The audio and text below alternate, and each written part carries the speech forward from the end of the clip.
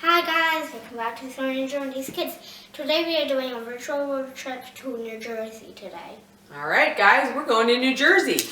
So, if you haven't already, go to cernysjourneys.com and print off your map. It's on the home page, and you can also follow us along on our virtual road trip. Alright, so today we're talking about New Jersey. Let's find New Jersey on our maps. Right here. Alright, it is, so yeah, you're right. It borders Delaware, Pennsylvania, New York, and the Atlantic Ocean. New Jersey was the third state to join the United States in 1787. The capital is Trenton. However, the biggest city is Newark. It is known as the Garden State. And one cool fact, you want to know the cool fact? It has the most diners in the world. What? Diners? Diners. What's diners? A diner's like a restaurant where you can go and get like hamburgers and french fries and milkshakes and all that yummy stuff. Yep, they have over 500 of them in that state. And it's a really small state. Look at how small it is. That could probably fill like almost the whole state. Right? It's a lot. So, also, Atlantic City is a city in New Jersey, and it has the first boardwalk ever in the world. And so, here's a cool thing about Atlantic City that you might not know. I'm sure most people are familiar with the game Monopoly. Yeah? Daddy does Monopoly. Yep. So guess what? Most of the streets, or all of the streets in the game Monopoly, are actually streets from Atlantic City. So kind of a cool fact. Cool, huh? All right, so today we're going to talk not about a lot of places, but a little bit of other things. We're going to talk about some things and people. First, let's talk about Thomas Edison. You guys know who Thomas Edison? Do you know who Thomas Edison is? He invented light bulbs. He did. So he was an American inventor. He was a businessman too. And he invented, he was born in 1847 and he lived to 1931. And he was the inventor of electric power generator, the phonograph, which the phonograph is like a record player. You guys probably don't even know what records are. No. The records are like this, and there's the little needle that goes on, and it goes around, and it makes noise and a sound. Well, yeah. And then he invented the light bulb too. So no, let's put it down for a second. We don't want to do that. Not yet. So let's talk a little bit about the light bulb and Thomas Edison. So in 1878, Thomas Edison made the Edison Electric Light Company, and it was in New York. And at that point in time, in 1879, he commercially made light bulbs so they would be available to everybody. So here's what do you think was used before light bulbs to make things light at night when it was dark? Or what do you think? What do we use if we have a storm and our electricity goes out? Candles. Candles. Right. But some people could get light, but it was really, really expensive. So Thomas Edison came up with a way to make it more inexpensive so everybody could have light. So then in 1880, he started distributing electricity. So he made his own power grid. And it was actually in New York in which they had their first little power grid. And it was, I can't tell you exactly, but there was under 100 people who were on the power grid who got light in New York City for the first time in 1880. So we wanted to talk a little bit about the light bulb. So the light bulb, obviously, here's a light bulb. Everybody knows what a light bulb is, and they've gone from iridescent to now they're LEDs, and they use, if you look inside of them, which you can't look inside this one because it's frosted, but they use a filament that's in there. Like this one? Yep, and it heats up. When it gets power, it heats up, and that's what causes it to light up. That's cool. Yeah, it's kind of cool. So we decided today to talk about how to make light. So you guys can do your own experiment at home. Don't do it yet, baby girl. you can do your own experiment at home, and what I would suggest that you do is make sure that you do it with your parents. Don't do it by yourself, because you could get shocked. It's not a very shock that'll hurt too bad, but it's still shocked. So make sure that you use your parents. So you need to get a battery of some sort. Electrical tape works well, and a light bulb. Usually I would say don't use this kind of light bulb, use a smaller one. We used a very small one for our demonstration. And then you need a wire with both a positive and negative side.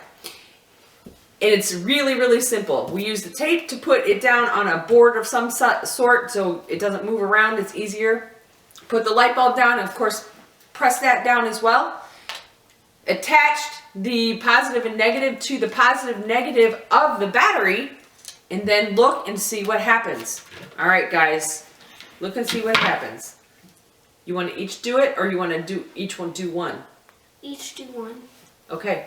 Jamin, you do one, and Cora, you do one. Be careful. You can pull it apart. What? You pull it apart more if you want. Pulling it apart just a little bit more to make it a little easier. All right.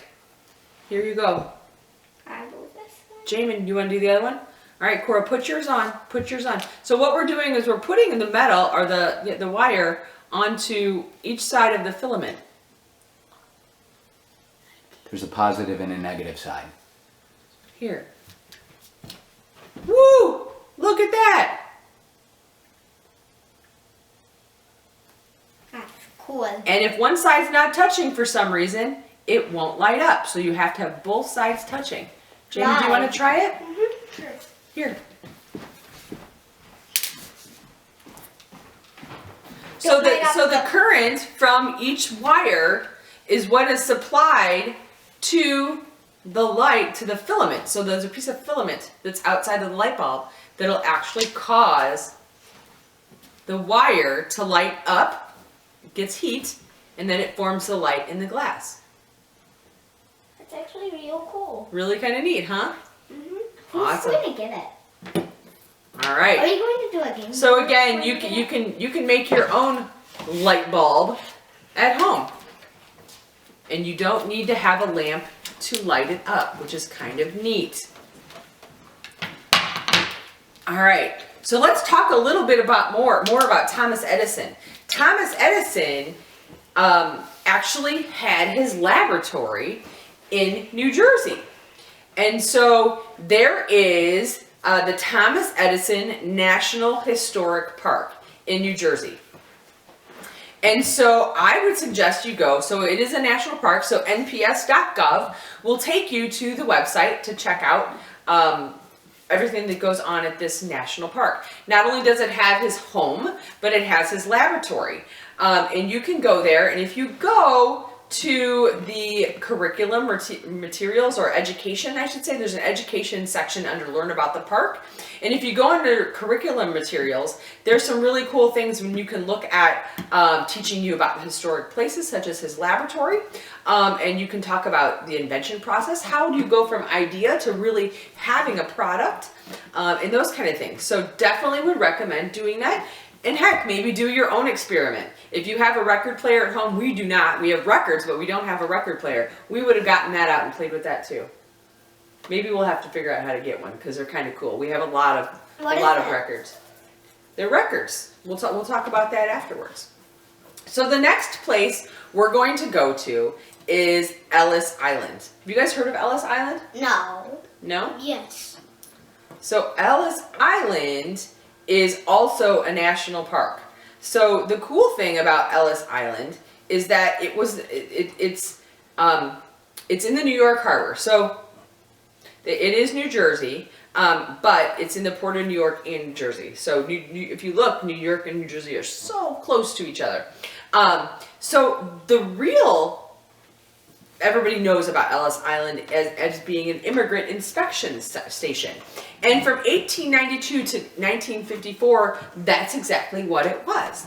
And so it was the busiest immigration inspection station during that time. There were over 12 million immigrants that came from other countries across the world to come to the U.S. Did the Pearl Harbor happen there? No, Pearl Harbor's in Hawaii. Remember we talked about that in Hawaii? Oh, Hawaii, yeah. Okay, so no, it was, it was where, we'll say in World War II, where a lot of German immigrants or Jewish people came to the U.S. to seek asylum or to start over new here. There was a lot of different people from all over the world that came to the U.S., but they had to come through Ellis Island to do so. And so not only was Ellis Island an immigration inspection station, it also at one point was known as a detention center or a jail. It was a military fort, so it was Fort Gibson. It was a hospital at times too. So it was many things, but it's really known for being an immigration station. Again, Ellis Island is part of the national parks. So nps.gov to find out more about Ellis Island. And if you go to, again, the Learn About the Park tab, there's a lot of information on the history and culture. There's photos. You can also do a virtual tour. And so they have a virtual tour of Ellis Island where it's interactive and you can go to each site and see different images, find out different historical information, and just find out all about what the island is and what it has done in the past. So it's kind of cool. So guys, have anything else you want to add? No. No. Awesome. Well, I think that's it, guys. I think we're done with our virtual road trip to New Jersey. It was really fun. Yeah? You enjoyed it? I loved it. Yeah? Did you like this experiment? Yeah. Yes. Kind of cool. Who's going to have it? Maybe we'll do more. Who's going to have it? I don't know. All right, guys. Make sure that you like and subscribe. Like and subscribe. Thumbs up. See you next time. Bye.